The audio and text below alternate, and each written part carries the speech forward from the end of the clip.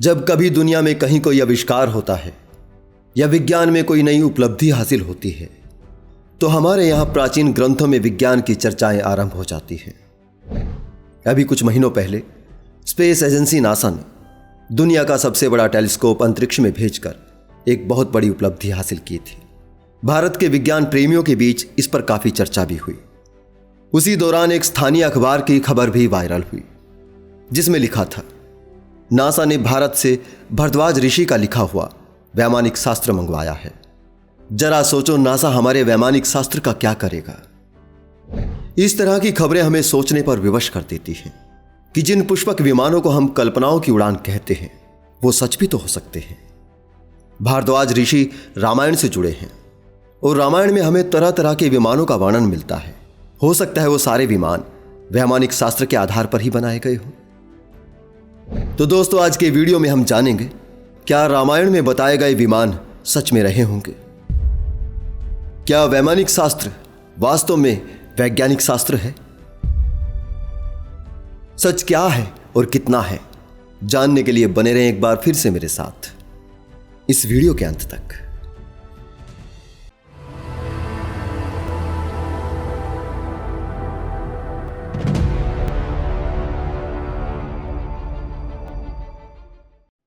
प्राचीन ग्रंथों में विज्ञान एक ऐसा विषय है जिसकी चर्चा अनवरत होती रहती है।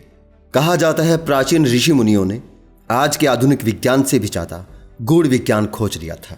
उन्होंने हजारों साल पहले ही हवाई यात्राएं करने के लिए ऐसे यान बना लिए थे जो आज के विज्ञान की बस की बात नहीं है। इसमें कोई शक नहीं है कि इस धरती पर हजारों साल पहले भी कल्पनाशील लोग रहते थे। उन्होंने अपनी कल्पनाओं से बेहतरीन कहानी और किंवदंतियां गढ़ी हैं। लेकिन समस्या तब पैदा होती है जब उन्हीं किंवदंतियों और जनश्रुतियों के आधार पर इतिहास गढ़ दिए जाते हैं और कहा जाता है कि 5000 साल पहले हमारे पुरखे एक उन्नत वैज्ञानिक युग में रहते थे। वो आकाश मार्ग से सफर किया करते थे। और जब इस बात का प्रमाण पूछा जाता है तो रामायण में वर्णित पुष्पक विमान का जिक्र किया जाता है और उस वैमानिक शास्त्र का हवाला दिया जाता है जिसके रचयिता रामायण कालीन भारद्वाज ऋषि बताए जाते हैं। अब यहां पर जो पहला सवाल खड़ा होता है, क्या रामायण के भारद्वाज कोई वैज्ञानिक बुद्धि वाले ऋषि थे या रामायण में उनका किसी विमान से कोई वास्ता नजर आता है? आगे बढ़ने से पहले हम रामायण के कुछ पन्ने भी पलटते हुए चलते हैं। वाल्मीकि रामायण में भारद्वाज ऋषि का वर्णन अरण्य कांड के सर्ग 91 में आता है। जब राम वन गमन के लिए जाते हैं, उसके बाद भरत उन्हें वापस लाने के लिए निकलते हैं। तब रास्ते में उनकी मुलाकात भारद्वाज ऋषि से होती है। दोनों एक दूसरे का कुशल मंगल पूछते हैं। यहां तक कि भरत उनके आश्रम के पेड़ पौधे पत्तों मृग वगैरह का भी हालचाल पूछते हैं। यहां वैमानिकी या विज्ञान की कोई बात ही नहीं होती, बल्कि विज्ञान के बिल्कुल विपरीत चंपक कथाएं शुरू हो जाती हैं। ऋषि भारद्वाज के आदेश पर भरत का सत्कार करने के लिए वहां तरह तरह के फल फूल वाले वन चले आते हैं। खीर से भरी हुई नदियां चली आती हैं, बल्कि ऐसे पेड़ पौधे भी चले आते हैं जिनकी शाखाओं पर फल फूल की जगह युवतियां लटकी होती हैं। जिस वैमानिकी शास्त्र के रचयिता रामायण कालीन भारद्वाज ऋषि बताए जाते हैं, पूरी रामायण में उनका किसी विमान से कोई वास्ता नहीं मिलता। दूसरी बात, रामायण के अंदर जिन विमानों की बात हो रही है वे 3 तरह के विमान हैं, जिनमें पहला विमान तो बहुत ही अनोखा है, जिसका इस्तेमाल लंकापति रावण ने माता सीता का हरण करने के लिए किया था। वाल्मीकि रामायण में यह प्रसंग अरण्य कांड के 149वें सर्ग में आता है। यहां पे लिखा है, उस राक्षस रावण ने कमल नयनी माता सीता के एक हाथ से केशों को पकड़ा तथा दूसरे हाथ को उनकी जंघाओं के नीचे लगाकर उठा लिया। उस समय तीखी दाढ़ों और विशाल भुजाओं से युक्त पर्वत शिखर के समान विकराल राक्षस को देखकर वन के सभी देवता भयभीत होकर भाग गए। इसी सर्ग के श्लोक 19 में लिखा है, इतने में ही गधों से जुता हुआ और गधों की तरह ही आवाज करने वाला रावण का वो विशाल स्वर्ण में मैं निर्मित दिव्य रथ वहां आ गया। रथ के प्रकट होते ही जोर जोर से गर्जना करने वाले रावण ने कठोर वचनों द्वारा विदेह नंदिनी सीता को डांटा और गोद में उठाकर तत्काल रथ में बैठा दिया। उसी अवस्था में काम पीड़ित राक्षस उन्हें लेकर आकाश में उड़ चला। यहां पर रामायण में जो पहले प्रकार के विमान का जिक्र आता है उसमें गधे जुते हैं। अगर हम रामायण में विमान के विज्ञान की बात करें तो ये गधापन नहीं तो क्या है। दूसरी प्रकार के विमान जिसे पुष्पक विमान कहा जाता है, उसका जिक्र रामायण के सुंदर कांड के 7वें अध्याय में तब आता है जब हनुमान जी लंका पहुंचते हैं और वो रावण का भव्य महल देखते हैं। कथाकार कहता है, वे भवन बड़े ही प्रयत्न से बनाए गए थे और ऐसे अद्भुत लगते थे मानो साक्षात मैदानम ने ही उनका निर्माण किया हो। हनुमान जी ने उन्हें देखा। लंकापति रावण के घर इस भूतल पर सभी गुणों में बढ़ चढ़ कर थे। फिर उन्होंने राक्षस राज रावण का उसकी शक्ति के अनुरूप अत्यंत उत्तम और अनुपम भवन देखा। यहां आगे किसी ने ब्रैकेट में पुष्पक विमान लिखा हुआ है, जबकि बात महल की हो रही है। वो विमान रूपी भवन तरह तरह के रत्नों से जड़ा हुआ था, मानो उसे लेकर हंस उड़ रहे हो। आगे लिखा है, उस शोभायान मनोहर भवन। फिर से ब्रैकेट में जबरदस्ती लिखे गए विमान में पहुंचकर हनुमान जी बड़े विस्मित हुए। तो यह है वाल्मीकि रामायण में दूसरी तरह के विमान का वर्णन, जो कि वास्तव में किसी महल का वर्णन है। अब हम तीसरे विमान की ओर चलते हैं, जिसका वर्णन हमें वाल्मीकि रामायण के उत्तरकांड सर्ग 74 में मिलता है। जब श्री राम शूद्र तपस्वी का वध करने के लिए उसकी खोज में निकलते हैं, तब वे मन ही मन पुष्पक विमान का स्मरण करते हैं और तब विमान आकर उन्हें प्रणाम करता है और कहता है कि ये रहा मैं। वाल्मीकि रामायण में विमानों का जो वर्णन है वो किसी जगह उड़ने वाले रथ के रूप में होता है जिसमें गधे जुते हैं, तो किसी जगह महल को जबरदस्ती विमान लिखा गया है, तो किसी जगह पुष्पक विमान कोई यान ही नहीं है बल्कि किसी तरह का देवता है जो राम का सेवक है, जिसका नाम पुकारते ही वो प्रकट हो जाता है, वो राम से बातें करता है। अगर किसी को यहां पर विमानों की बात ही सिद्ध करनी होती तो वो एवियोनिक्स, एयरवॉर्थनेस, मैकेनिज्म, फ्लाइट प्रिंसिपल इत्यादि की बात करता, न कि सवारी करने वाले किरदारों की कहानियां कहता रहता। वाल्मीकि रामायण के विमान अरेबियन नाइट्स की कहानियों में उड़ने वाली चटाई की जैसी ही कल्पना है, और कल्पनाएं कोई भी कर सकता है, किसी भी तरह की कर सकता है। पौराणिक कथाओं में वैज्ञानिक तथ्यों की पुष्टि जरा भी तर्कसंगत नहीं है। बात देवताओं की हो रही है तो हर घटना अपने आप में असाधारण लगनी चाहिए, उसे इस तरह से लिखा जाता है। इसे अतिशोक्ति कहते हैं, ना कि विज्ञान। दूसरी सबसे बड़ी बात, वैज्ञानिक खोजों का एक क्रमबद्ध चरण होता है। समस्या, परिकल्पना, प्रयोग, प्रेक्षण और फिर निष्कर्ष, यानी problem, hypothesis, experiment, observation, then conclusion. यही चरण किसी भी खोज या आविष्कार का आधार होता है। तीसरी बात, विज्ञान की प्रगति समान रूप से होती है।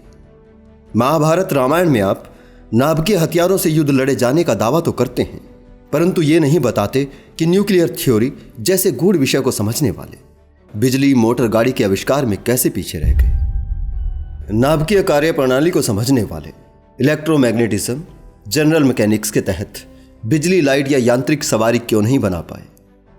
उनके पास मिसाइल तो थी, परंतु मशाल और रथ से ही युद्ध किया। उस दौर में विमान बनाने वाले मोटर गाड़ी नहीं बना सके, लेकिन सीधे हवाई यात्राएं करने लगे। क्या यह संभव है? पहले इंजन बिजली का आविष्कार होता है, उसके बाद ही हवाई जहाज बनाया जा सकता है। हवा में उड़ने से पहले 4 कदम जमीन पे चलना होता है। आखिर यह कैसे संभव है? प्राचीन रामायण के युग में हमारे यहां पुष्पक विमान द्वारा हवाई यात्राएं की गई और उसके बाद के युग में बैलगाड़ी का सफर हुआ और रथगाड़ी से युद्ध हुआ। जिन तकनीकों के बारे में आप कहते हैं कि वो आपके पास हजारों साल पहले थी, यदि इस बात में जरा भी सच्चाई होती तो उस हिसाब से हमें सदियों पहले ही रोबोटिक और अंतरिक्ष युग में होना चाहिए था। अगर आप कहते हैं कि हम पे आक्रमण हुए हैं और सारा वैज्ञानिक ज्ञान नष्ट हो गया, तो सवाल खड़ा होता है, आक्रमणों से पहले ही मिसाइल और विमान की तकनीक रखने वाले तीर और तलवार से कैसे हार गए। बहरहाल ये तो थी कथाओं कहानियों की बात। अब हम उस वैमानिक शास्त्र की सच्चाई भी जान लेते हैं, जिसके बारे में तरह तरह की खबरें वायरल होती रहती हैं, जिसके बारे में यहां तक कह दिया जाता है कि नासा ने उसे शोध के लिए मंगवाया है। आज से ठीक 48 साल पहले Indian institute of science Bengaluru के 5 युवा वैज्ञानिकों ने वैमानिक शास्त्र की स्टडी में पाया था कि वैमानिक शास्त्र में जिस टेक्नोलॉजी का जिक्र किया गया है उस हिसाब से कोई एयरक्राफ्ट नहीं उड़ सकता। वैज्ञानिकों की इस टीम का नेतृत्व एच.एस. मुकुंद ने किया था। मुकुंद की टीम ने पाया था कि वैमानिक शास्त्र पूरी तरह से कल्पना पर आधारित है। साल 1974 में a critical study of the work वैमानिक शास्त्र नाम से उनकी ये स्टडी साइंटिफिक ओपिनियन नाम के जर्नल में भी छपी थी। जब ये पता लगाने की कोशिश की गई कि ये ग्रंथ आया कहां से है, तो पता चला कि ये ग्रंथ महर्षि भारद्वाज के काल का नहीं है, बल्कि 20वीं सदी में रहने वाले किसी शख्स की कल्पना की उपज है। स्टडी में पाया गया था कि साल 1900 से 1922 के बीच पंडित सुब्बाराय शास्त्री ने यह किताब लिखी थी। वो संस्कृत के श्लोकों का अनुवाद करते थे। उनके इस काम को उनके एक सहयोगी ने 1944 में वैमानिक शास्त्र के नाम से तैयार किया। कई सालों बाद 1951 में यह किताब मैसूर में international academy for Sanskrit research की स्थापना करने वाले A.S. जॉयसर को मिली और उन्होंने फिर से इसे पब्लिश किया था। मुकुंद की टीम के द्वारा वैमानिक शास्त्र की पोल खुलने के बाद से लेकर अब तक उनकी स्टडी का न तो कोई पूर्ण रूप से खंडन ही कर पाया है और ना ही वैमानिक शास्त्र के आधार पर कोई विमान ही उड़ा पाया है। अब जो सबसे बड़ा सवाल है कि आखिर क्यों सुब्बाराव शास्त्री अपनी वर्षों की मेहनत का श्रेय किसी प्राचीन ऋषि भारद्वाज को दे देता है। अगर मुझे अपनी बात रखनी है और अगर मैं कोई मशहूर लेखक या विचारविद नहीं हूं, तो मैं अपनी बात मनवाने के लिए 2 तरीके अपनाता हूं।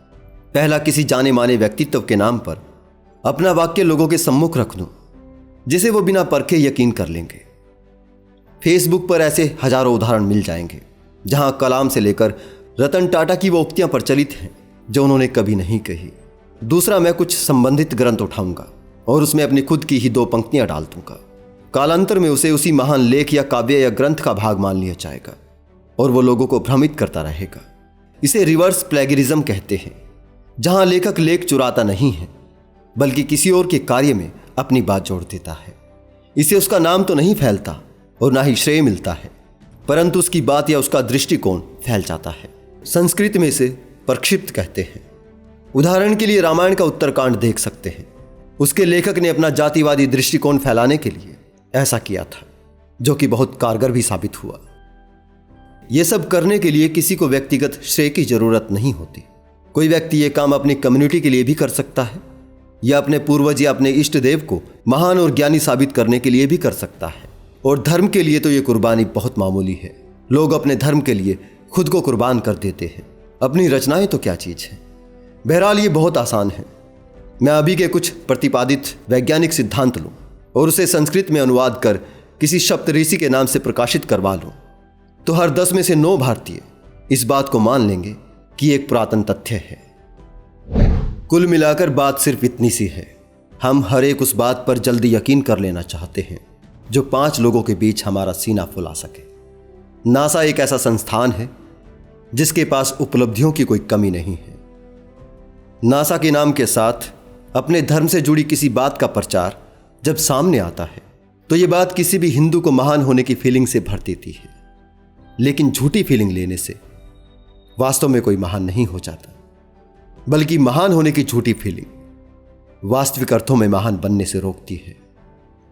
दुनिया का सारा विज्ञान हमारे पुरखों ने दिया है। हमें ऐसी आत्ममुग्धता और मिथ्याभास को दरकिनार कर ऐसे प्रगति पथ पर आगे आने की जरूरत है जो व्यवहारिक हो सकता है हमारे दादा परदादा किन्हीं बातों में महान रहे हों, लेकिन केवल अपने परदादाओं की महानता का गुणगान करने से वर्तमान में कोई महान नहीं हो जाता। हमारे पास महान होने के बहुत से रास्ते हैं, महान होने के बहुत से तरीके हैं।